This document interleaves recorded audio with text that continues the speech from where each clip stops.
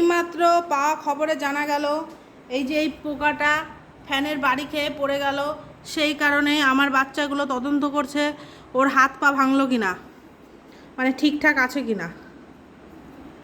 হাত দিয়ে বাবা, হাত দিয়ে নাড়া নাড়া দেখো তো, ও হাঁটতে পারছে তো, শুধু ওর মাথাতে একটু আঘাত লেগেছে। আমরা কি হসপিটালে নিয়ে যাবো? দেখো তো, হ্যাঁ হ্যাঁ ভালো করে দেখো তো। এ উল্টে দিলে কেমন করে হবে শ্যাম? এই যে সবাই মিলে আমার বাচ্চারা তদন্ত করছে যে ফ্যানের বাড়িতে যে পোকাটা ঠিকঠাক ও চলতে পারবে কি না। হ্যাঁ, একটু উল্টে পাল্টে দিয়ে দেখো।